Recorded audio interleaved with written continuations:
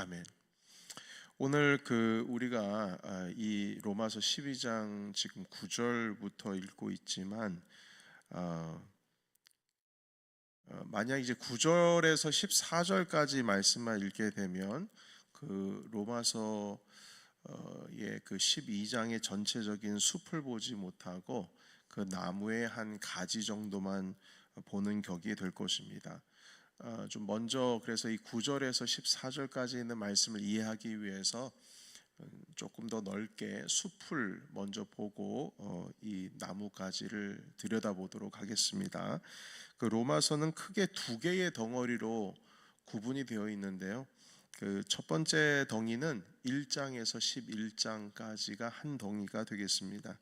이 한 덩이 11장까지는 복음에 대해서, 믿음에 대해서, 의에 대해서, 그리고 구원에 대해서 가르치고 있습니다. 율법으로 구원을 얻지를 못한다. 의롭게 되는 것은 오직 믿음으로다.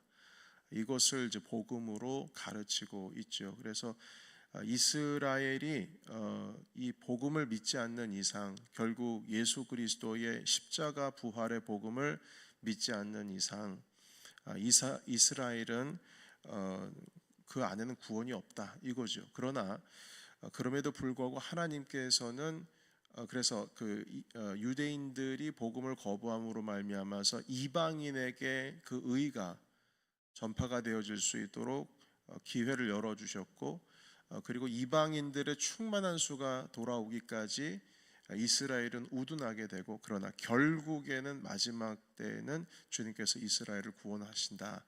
이렇게 이방인의 구원과 유대인의 구원까지 통틀어서 복음, 믿음, 의, 구원, 그것 중에서 이제 이방인의 구원, 유대인의 구원, 이렇게 설명을 하고 있어요. 한마디로 이신칭이 믿음으로 말미암아 의롭게 된다라고 하는 그런 구원에 대한 교리를 11장까지 가르치고 있죠. 자, 그리고 또 한 덩이가 무엇이냐면 12장부터 16장까지입니다. 그것은 그 믿음에 대한, 복음에 대한 응답으로서 이 실천의 삶을 가르치는 겁니다. 복음, 믿음, 의, 이것을 가르치다가 갑자기 이제 행위가 막 나오거든요. 그래서 상당히 맨 처음에 좀 당황스러울 수도 있습니다. 왜냐하면 아니 믿음으로 말미암아 의롭게 된다고 했으면서 그 믿음에 대해서 더 가르쳐 주면 좋을 것을 왜 믿음이 아니라 행위에 대해서 가르칠까? 이렇게 해라 저렇게 하라 이렇게요. 윤리적이고 도덕적인 것을 가르칩니다. 그런데 이 말씀은 그 앞장 그 11장까지의 내용이랑 충돌이 되는 것이 아니라 오히려 11장까지 그 믿음에 대해서 가르쳤다면, 그렇다면 이제 그 믿음에 따른 삶은 어떻게 바뀌어야 되느냐, 우리가 믿는다면 우리의 삶의 열매는 어떻게 나타나야 하느냐, 그 열매에 대한 가르침이 12장 이후라고 보면 되겠습니다. 그 실천편으로 12장 1절을 그리고 2절을 우리가 어제 함께 살폈는데요. 우리 12장 1절을 다시 한번 볼까요? 이게 보시게 되면 그러므로 이렇게 시작이 됩니다. 이 그러므로라는 시작은 바로 11장까지 믿음에 대해서 이야기를 잘 해놨으니, 자 그렇다면 그러면 우리가 어떻게 해야 되느냐라고 하면서 지금 12장 1절을 시작을 하고 있습니다. 구원에 합당한 삶, 믿음에 합당한 삶, 의에 합당한 삶, 복음에 합당한 삶이 이제부터 펼쳐지는 겁니다. 자, 그리고 그 처음으로 보여주는 삶이 무엇이냐면 어떻게 살아야 하느냐? 예배의 삶입니다. 여러분, 우리는 예배하면 이렇게 오늘 아침에 이렇게 주님 앞에 예배의 형식으로서 기도회를 하는 이런 제의적인 예배를 우리가 생각을 하게 됩니다. 그러나 성경에서는 제의적인 예배, 그러니까 어떤 형식에 있는 예배, 어떤 말씀이 선포가 되어지고 찬양이 있고 기도가 있고 이런 형식에 있는 예배가 아니라 또 하나의 예배를 강조하고 있는데, 이 12장에서 말씀하고 계시는 예배는 삶 그 자체입니다. 우리가 삶으로 우리가 살아가는 삶이 예배여야 한다는 거죠. 여러분, 우리가 삶이 예배여야 한다라는 의미를 또 잘못 이해하시는 분들이 있어요. 어떤 분들은 삶 속에서 매일매일 예배를 드리라는 뜻이구나, 그래서 다 같이 모여서 예배합시다, 찬송 부르고 기도하고 말씀 읽고, 여기서 말씀하시는 이 예배는 이런 예배가 아니고 우리가 살아가는 그 자체가 예배가 되어야 된다는 것입니다. 그래서 어제 우리가 살폈듯이 우리의 몸을 하나님께서 기뻐 받으시는 삶으로 드려야 한다. 산 제물로 드려야 된다. 이것이 제의적인 예배가 아니라 살아있는 living sacrifice. 우리가 삶으로서 삶 자체가 살아가는 것 그 자체가 예배여야 된다. 이렇게 말씀을 하시는 거예요. 그래서 여러분 2절에 보시면 우리 같이 읽겠습니다. 2절이 구체적으로 어떻게 예배를 삶으로 드릴 것인가? 자, 시작. 너희는 이 세대를 본받지 말고 오직 마음을 새롭게 함으로 변화를 받아 하나님의 선하시고 기뻐하시고 온전하신 뜻이 무엇인지 분별하도록 하라. 아멘. 세상의 가치관을 따르지 말고 하나님의 가치관을 따르는 삶으로 살아라. 이게 진짜 우리의 삶 자체를 예배로 드리는 거다. 이것이 바로 살아있는 영적 예배니라, 마땅히 드릴 예배니라, 이렇게 말씀합니다. 여러분, 하나님께서는 예배보다 순종을 원하시죠. 우리의 삶 속에서 순종이 먼저 되어야 우리의 삶이 예배가 됩니다. 하나님께서 말씀하신, 주님께서 기뻐하시는 뜻을 우리의 삶 속에서 이루지 않으면서 우리가 일주일에 한 번 주일날 나와서 예배를 드리는 것이 그게 참된 예배가 될 수 있을까? 그게 진정성이 있을까? 아니라는 거죠. 우리의 삶 자체가 진지하게 하나님의 뜻이 무엇인지를 구분하고 구별해서 그 뜻대로 살아가는 순종의 모습 속에서 진짜 예배가 시작되는 겁니다. 그래서 여러분 이 로마서 1장부터 11장까지는 복음의 열매, 복음, 믿음, 의에 대해서 말씀하시고 이제 12장부터 그것에 대한 합당한 열매로서의 삶이 바로 우리의 삶 속에서 하나님의 뜻이 무엇인지를 구분하고 그 뜻을 따라서 살아가는 그러한 예배의 삶을 살아야 한다. 이렇게 말씀하고 있습니다. 자, 그래서 여러분 이 오늘 우리가 읽은 9절로 다시 돌아갑니다. 이 9절은 그 변화된 삶, 복음에 합당한 삶, 믿음으로 사는 삶, 의의 삶, 그 합당한 삶으로 살아가는 것이 바로 이러한 것이다 라고 하면서 12장 3절부터 가르쳐주고 있는데요. 오늘 9절부터 허락하시는 말씀은 바로 사랑입니다. 이것이 하나님께서 기뻐하신 뜻, 주님의 선하신 뜻. 믿음으로 살아가는 자들이 반드시 열매를 맺어야 하는 그 믿음의 열매, 복음의 열매가 사랑이다 말씀합니다. 9절의 말씀을 같이 읽겠습니다. 자, 시작. 사랑에는 거짓이 없나니 악을 미워하고 선에 속하라. 아멘. 사랑에는 악이 없어야 됩니다. 먼저 내가 저 사람을 사랑하기를 원한다. 억지로라도 내가 사랑해야지, 원수를 사랑하라 하셨으니 그러면 1차적으로 그 사랑에는 악이 없어야 됩니다. 악, 여러분 악이요. 악 자체가 없어야 돼요. 그 사람을 향한. 그리고 선을 행해야 됩니다. 선, 좋은 것을 행해야 합니다. 사랑을 하는 관계 속에서는 악이 있을 수가 없고, 사랑하는 관계 속에서는 저 사람이 잘 된다고 내가 배 아프고 이런 거 없어야 됩니다. 무조건 선을 행해야 됩니다. 그것이 사랑입니다. 할 수 있는 대로 선을 행해야 됩니다. 이것이 믿음의 열매요, 복음의 열매요, 그리고 구원의 열매가 됩니다.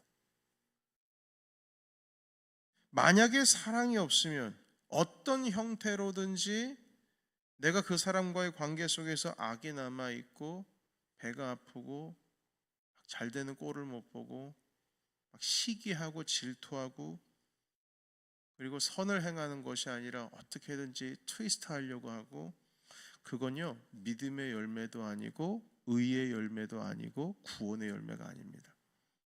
그건 아닙니다. 여러분, 그 포도씨를 심으면 포도나무에 포도 열매가 나죠.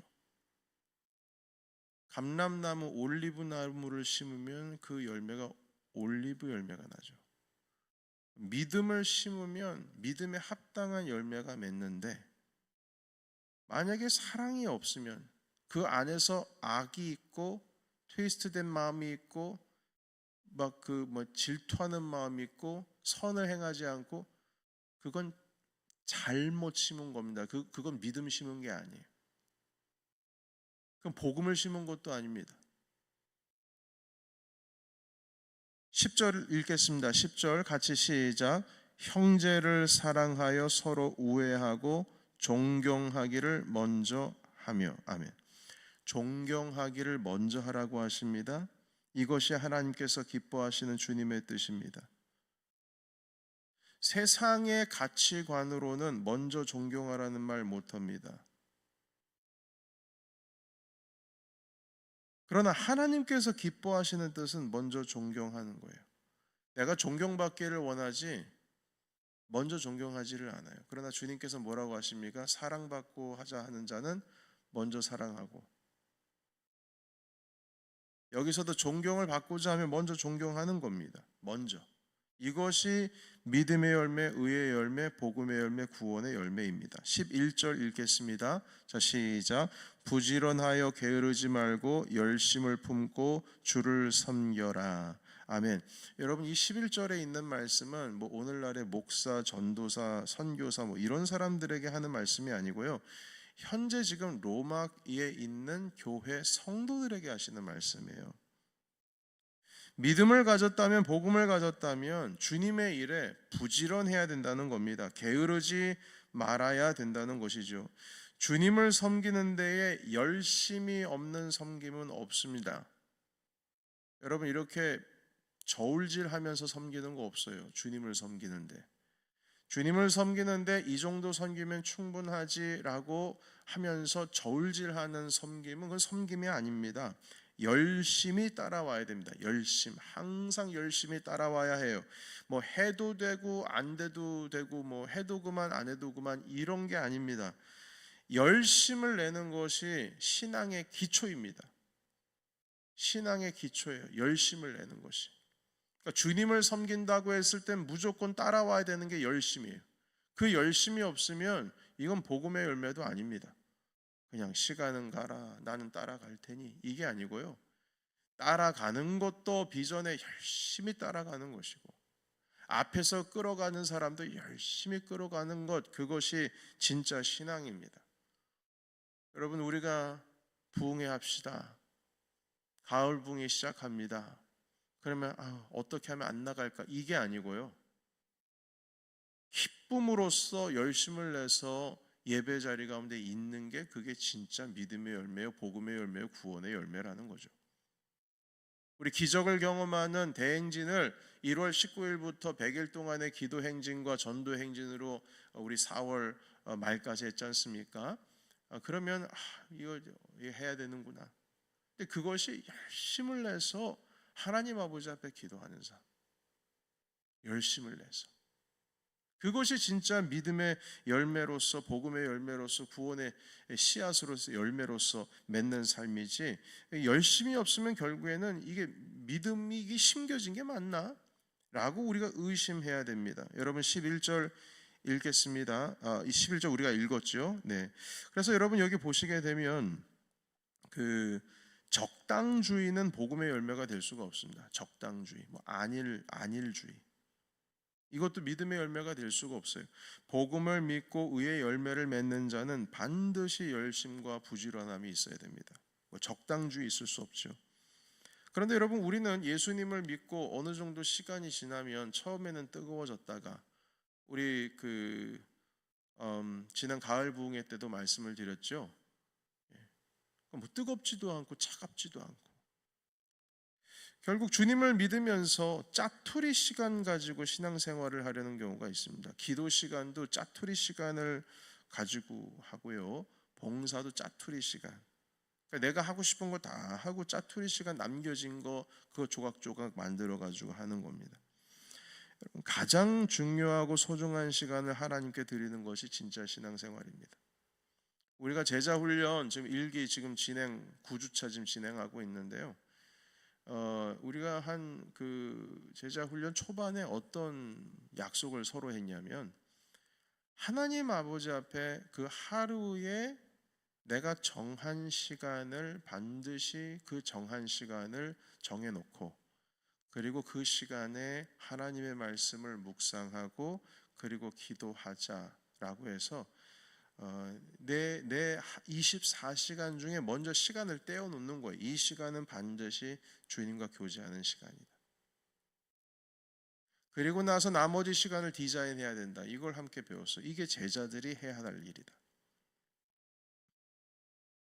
그래서 지금 제자 훈련생들께서는 성경 읽고 기도하고 예습하고 성구 암송하고 또 신앙에 대한 독서를 하고 그리고 함께 이야기를 나누고 큐티하고 여러분 저기 과즙을 검사하는 데만 1시간 걸려요. 그게 매일매일의 삶 속에서 내가 주님과 만나는 시간을 정해야 된다는 거죠. 짜투리 씨가 신앙 가지면서 나 신앙생활 오래 했다. 그거 창피한 일입니다.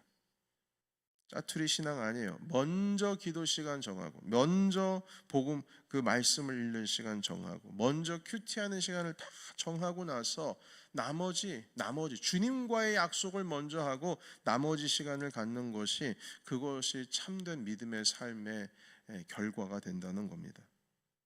우리가 짜투리 신앙을 가지면서 하나님께 가장 먼저 자기 자신 바라봐 주세요라고 말할 수는 없는 것이죠. 우리는 주님 앞에 짜투리 신앙 시간 드리면서 주님께서는 나에게 좋은 것을 주기를 원한다는 것은 이게 앞뒤가 안 맞지 않습니까?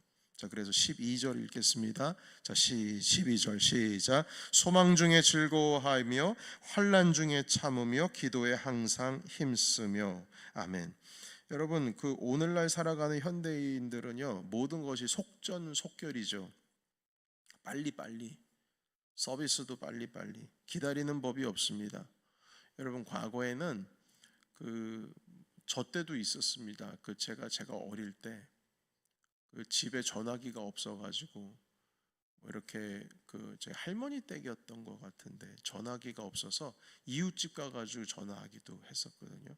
여러분, 국제시장 이런 데 보면은 영화에서 보면은 국제전화 한번 하려면 전화국을 가야 되지 않습니까? 저 군대에 있을 때도 군대에 있을 때 이메일 같은 것들이 그때는 이렇게 막 쓸 수가 없는 상황이어서 편지 보내려면 적어도 막 일주일, 국제 편지 보내려면은 막 한 달씩 기다리고 막 그랬습니다. 근데 오늘날은 뭐 합니까? 이메일로 그냥 쓰면 그냥 그 자리에서 확인하고 볼 수 있지 않겠어요? 즉각 즉시입니다. 카톡 메신저로 쭉 보내면은 내가 읽고 싶을 때 읽고 해서 시간이 지나가는 것이지 그냥 그 자리에서 그냥 카톡 하면서 메시지가 뚱 하고 떠 있어요. 오늘날에는 장문의 편지도 이메일을 통해 가지고 문서 서류 다 주고받습니다.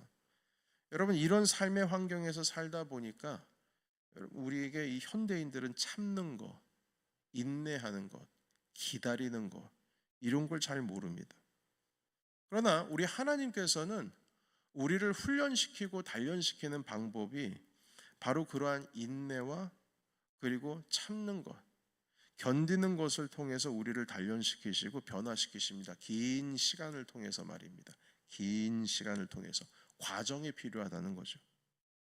인내가 필요하고 견디는 시간이 필요합니다. 그 시간을 통해서 우리가 주님을 닮아가게 되고 이번에 가을 부흥회에서 말씀하였던 것처럼 고난을 지나가야 우리가 예수님을 닮게 되는 거다. 하나님의 아들의 그 영광에 참여하기 위해서는 우리가 반드시 그 고난을 지나가야 한다.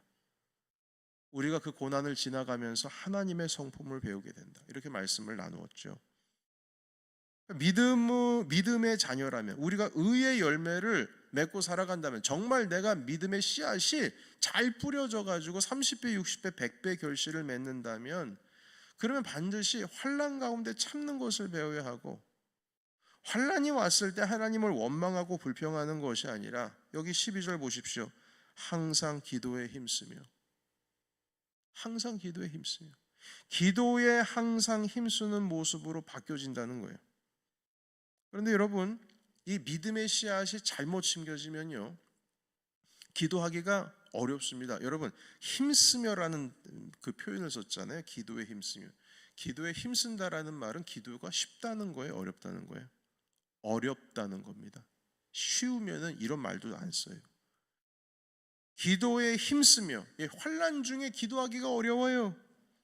환난 중에 내 마음을 정하기가 어렵다는 겁니다. 불안하고 막 두렵고 떨리고 하나님 아버지 앞에 걱정, 막 염려 이것이 몰려와 가지고 주님 앞에서 기도하고 싶어도 기도 제대로 하지도 못해요. 그러나 기도할 마음이 싹 사라지고 원망과 불평이 있는 바로 그 순간에 그럼에도 불구하고 기도에 힘쓰는 사람, 기도에 힘쓰는 사람, 어려울 때 주님 앞에 나와서 무릎을 꿇을 수 있는 사람, 이 사람들이 진짜 그 믿음의 씨앗이 바로 심겨진 자들이다. 심겨졌기 때문에 그런 삶을 사는 것이다. 만약 이게 제대로 심겨지지 않으면 염려가 오면 불안해하고 주님 찾지도 않고 다른 것에 의지하고. 여러분, 제가 부산에서 세미나를 들은 적이 있는데 그 부산에서 자꾸 그 담임 목사님, 거기에 계신 그 세미나 주강사이신 목사님이 점집 가면 안다는 얘기를 상당히 많이 하는 거예요. 점집 가지 말라고 가르쳐야 된다는 거죠. 그래서 질문을 했어요. 목회자님들, 뭐 서울에서 오신 목회자님들도 계시고 뭐 대전 뭐 다 있으시니까 여러 군데서 오셨으니까 제가 질문을 합니다. 왜 이렇게 점 본다는 얘기가 왜 이렇게 많냐고요. 그러니까 이 항구 도시, 그 뱃사람들이 있는 곳에서는 점을 많이 본답니다. 그 이유가 뭐냐면은 두렵고 떨리기 때문이죠. 걱정되니까. 남편 나가가지고 언제 돌아올까? 이런 걱정이 있기 때문에 점 보는 게 그냥 그 지역의 문화라는 거예요. 예수님 믿는 사람도 점 본다는 거예요. 그래서 그분이 만든 성경 교재 보면은 점 보는 거 이거 하지 말라고 계속 말씀하고, 아니 예수님 믿는 사람이 점을 왜 봐요? 아니, 우리 지역은 점 본다는 거예요. 이게 뭐냐면요, 주님을 믿고 주님을 섬기는 사람이 믿음의 씨앗이 제대로 들어가 있지 않으면 불안하고 떨리면 점 같은 거 보는 겁니다. 자꾸 뭐 옛날에 오늘의 운세 뭐 이런 게 스포츠 무슨 신문, 옛날 전 한국에 있을 때 오늘의 운세 뭐 이런 게 있고 그랬거든요. 신문 먼저 펼치면 그거 먼저 보는 사람들이 있었어요. 걱정과 염려가 오면 기도하는 데 힘쓰는 것이 아니라 자꾸 뭔가를 잡아요. 사람 의지하고요. 저 사람 이 사람 다 찾아가고요. 가장 먼저 찾아가야 될 자리는 바로 예배의 자리요, 기도의 자리입니다. 정말 믿음의 씨앗이 그 자리 가운데 들어갔으면 주님을 찾는다 이 말이죠. 그래서 환난 중에 참으며 기도에 항상 힘쓰라. 이것이 믿음의 씨앗이 들어간 바로 믿음으로 사는 사람의 열매이다. 이렇게 말씀하고 있어요. 13절로 가겠습니다. 우리 같이 읽습니다. 시작. 성도들의 쓸 것을 공급하며 손대접하기를 힘쓰라. 아멘. 내가 가지고 있는 것을 남에게 나누어 주는 삶이 바로 믿음의 씨앗을 바로 심은 사람의 삶이 되는 겁니다.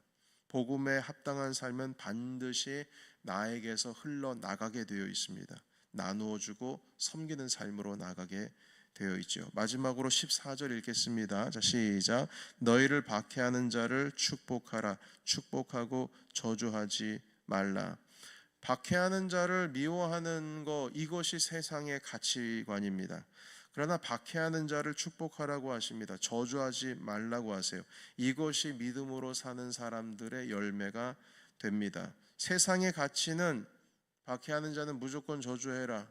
여러분, 그래서 옛날 이거 제가 몇 번 말씀을 드렸던 것 같아요. 제가 어릴 때는 홍콩 영화 상당히 좋아했어요.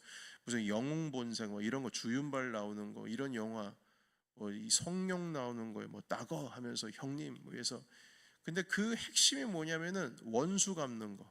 이것이 정의입니다. 내 부모의 원수, 내 가족의 원수를 갚는 거. 그래서 원수를 갚을 때 영화가 마무리가 됩니다. 그러나 여러분, 참된 믿음이 그 안에 들어가면 원수는 안 갚습니다. 그건 하나님께 맡기고 오히려 저주하지 말고 축복하라 하십니다. 이것이 참된 믿음의 씨앗을 받은 사람이고 이것이 복음에 합당한 열매를 사는 사람의 윤리요 도덕이요 삶의 모습입니다. 이것이 하나님께서 기뻐 받으시는 삶의 제사 예배가 되는 거예요. 그래서 오늘 9절에서 14절까지의 이 말씀은 거룩한 산제물로 드리는 영적인 예배, 반드시 마땅히 하나님께 드려야 될 예배가 무엇인지를 가르쳐 주는 겁니다. 주님의 선하시고 기뻐하시고 온전하신 뜻이 무엇인지 반드시 구별하도록 하라. 이것이 하나님께서 마땅히 받으실 영적인 예배니라. 로마서 12장 1절 2절에 있는 말씀이 9절과 14절에 통하여 이루어지고 있습니다. 반드시 열심으로 주님을 먼저 섬기고 사랑하고 용서하고 먼저 존경하고 짜투리 시간 하나님께 드리지 않고 소중한 시간 하나님께 드리고 환난 중에 참고 어떤 상황 속에서도 기도하기 어려운 마음의 그 처절한 상황 속에서도 주님 앞에 나아가기를 힘쓰고 손님 대접하는 거 힘쓰고 나누는 것 좋아하고 박해하는 자를 저주하지 않고 축복하는 삶, 이것이 바로 9절에서 12절, 14절까지 있는 말씀으로 복음에 합당한 열매를 맺으며 사는 삶이며 또한 하나님께서 기뻐 받으시는 예배를 드리는 삶의 자세가 됩니다. 여러분, 이것은 선택이 아니라 필수입니다. 하고 싶으면 하고 말고 싶으면 말고가 아니에요.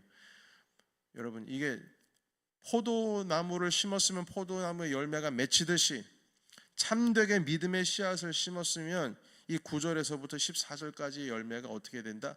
반드시 나타나야 한다. 이게 안 나타나면 우리는 그 믿음의 나무를 심은 게 아니다. 믿음의 씨를 뿌린 게 아니다. 이 결론입니다. 반드시 맺어야 되는 필수적인 열매가 되는 것이죠. 복음의 사람이라면 반드시 삶 속에서 나타나야 될 열매라는 겁니다. 오늘 이 말씀을 다시 한번 우리 삶 속에서 기억하시면서 주님께서 원하시는, 기뻐하시는 그 삶으로 참된 믿음의 사람이 되시기를 예수 그리스도의 이름으로 축복합니다.